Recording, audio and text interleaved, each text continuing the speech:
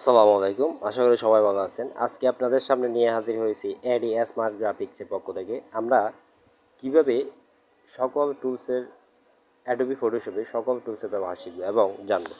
আপনি যদি আমার চ্যানেলে নতুন হয়ে থাকেন অবশ্যই চ্যানেলটি সাবস্ক্রাইব করে দেবেন এবং পরবর্তী ভিডিওর জন্য বেল আইকনে ক্লিক করে দেবেন। তো আমাদের আজকের মেন টপিক হচ্ছে আপনি টুল বারে যাবেন, টুল বারে যাওয়ার পর নিচে একটা দেখতে পাবেন। প্রথমে এই ব্রাশ টুল থাকবে, ব্রাশ টুলের মাউসের লেফট সাইডে ক্লিক করে এই পেন্সিল টুল, আমাদের মেন টপিক হচ্ছে এই পেন্সিল টুল। আমরা এটা দিয়ে কীভাবে কাজ করব, তো চলুন দেরি না করে শুরু করা যাক। আমরা প্রথমে আপনাদেরকে উদাহরণ সহ দেখানোর জন্য আমরা প্রথমে একটা পাইলে যাব, নিউতে যাব, একটা আর্টবোর্ড নিব আমরা 800x800, কনফার্ম দিবেন। ওকে দেওয়ার পরে একটা আর্টবোর্ড আসবে। আর্টবোর্ড আসার পরে আমরা এই যে একটা প্লাসের মতন দেখতে পাচ্ছেন, এই লেয়ারটা যদি না থাকে আমি আপনাদের দেখাচ্ছি। উইন্ডোতে যাবেন, উইন্ডোতে যাওয়ার পরে এই লেয়ার একটা অপশন থাকবে। অপশন থাকার পরে এই যে F7, আপনি যদি শর্টকাটে কিবোর্ডে কাজ করতে চান সেক্ষেত্রে এই যে এখানে দেওয়া আছে F7, এটা ওকে দিবেন। ওকে দেওয়ার পরে এই যে আমরা একটা লেয়ার অপশন, এই নিউ লেয়ারের মধ্যে একটা ক্লিক করব। ক্লিক করার পরে এই যে একটা নিউ লেয়ার আসছে, আসার পরে এটার মধ্যে আমরা কাজ করব। এখন সর্বপ্রথম আমরা যখন ব্রাশ টুল পেন্সিল টুল এরকম ধরবেন,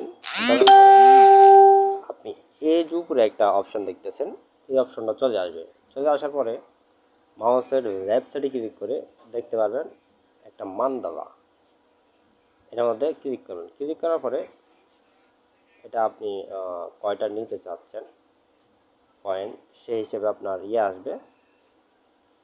আমরা একটু বাড়িয়ে আমরা 6টা দিলাম। 6টা দেওয়ার পরে এরকম একটা আপনার আসবে, কতগুলো কলামসের মতন কতগুলো আসবে। তো এটা দিয়ে আমরা কীভাবে কাজ করব, তা আমরা যখন যে কোনো কিছু আঁকাআঁকি করব, এই যে দেখেন, মানে আপনাদেরকে বোঝানোর জন্য সাপোজ আমি পেন্সিল টুল নিলাম। পেন্সিল টুল নেওয়ার পরে এটা বড় কীভাবে করবেন, এই যে উপরে একটা অপশন আছে এটার মধ্যে ক্লিক করবেন। ক্লিক করার পরে এই যে সাইজ দেওয়া আছে, এই সাইজ দিয়ে একটু বড় করতে পারবেন, সমস্যা নেই। তা আমরা হালকা একটু বড় করলাম। তো বড় করার পরে আমরা এখানে মাউস ড্র্যাগ করব। এই যে আমি এক পাশে ড্র্যাগ করব, কিন্তু সব দিকেই এটা সেম টু সেম হয়ে যাবে। ধরুন আমি একটা যে কোনো ডিজাইন তৈরি করব, এই দেখেন এখানে কিন্তু একদম সেম টু সেম হয়ে গেছে। আমরা ধরেন এখানে একটা ক্লিক করলাম, অথবা আরও ছোটো করে দিলাম, এই যে ব্রাশটা আরও ছোটো করে দিলাম। ছোটো করার পরে এখানে একটা ক্লিক করলাম, এই পর্যন্ত একদম সেম টু সেম সব দিক থেকে কিন্তু জিনিসটা খুব সুন্দর করে একটা ফ্লাওয়ার মানে হয়ে গেছে। তো ধরেন আমরা এখান থেকে এখানে একটা ডিজাইন দিলাম, অথবা আপনারা আরো সুন্দর করে দিবেন।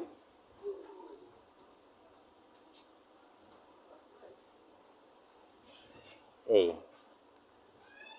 আমার চাইতে আপনারা আরো ডিজাইন সুন্দর করে দেবেন। তাই আমরা যদি এভাবে করি, দেখেন কত সুন্দর একটা ডিজাইন হয়ে গেছে। তা আপনি যদি এইভাবে একটা ডিজাইন করেন, ফ্লাওয়ার সিস্টেম দেন,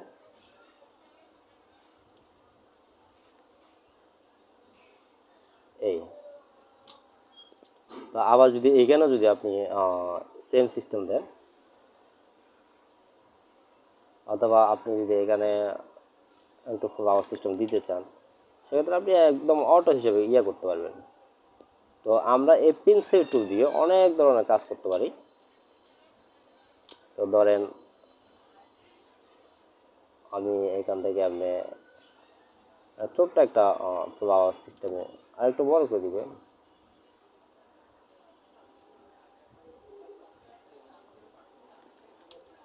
মানে আপনারা আপনার মতন করে সুন্দর করে করবেন।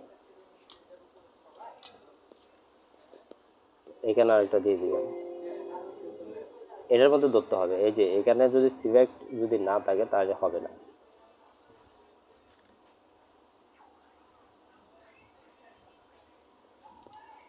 আপনি যদি চান এখানে ডিজাইন দিতে পারেন, সমস্যা নেই।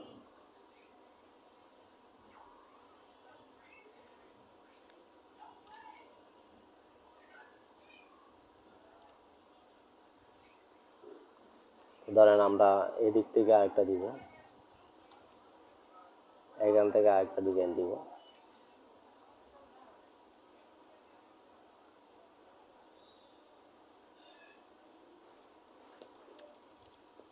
দেখছেন কি সুন্দর একটা ফ্লাওয়ার সিস্টেম তৈরি হয়ে গেছে। আমরা যদি এখানে যে কোনো একটা ডিজাইন দিই, ছোট করে দিবেন।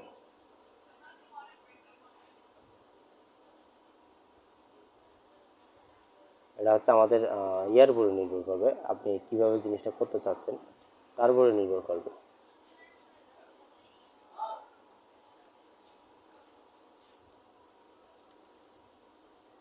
আপনি যেভাবে করেন অটোমেটিক কিন্তু এটা ডিজাইন হয়ে যাবে। তা আজকে এই পর্যন্তই। তা আপনি যদি আমার চ্যানেলে নতুন হয়ে থাকেন, চ্যানেলটা সাবস্ক্রাইব করে দেবেন এবং আপনারা পিনচুপ দিয়ে আরও অনেক কাজ করতে পারবেন, সেটা আপনাদের নিজের অভিজ্ঞতা থেকে অনেক কাজ করতে পারেন। আপনি যদি আমার চ্যানেল নতুন হয় তো অবশ্যই চ্যানেলটা সাবস্ক্রাইব করে দেবেন। আর পিনচুপ দিয়ে আপনারা ড্রয়িং করতে পারেন, খুব সুন্দর সুন্দর ড্রয়িং করতে পারেন ফটোশপে।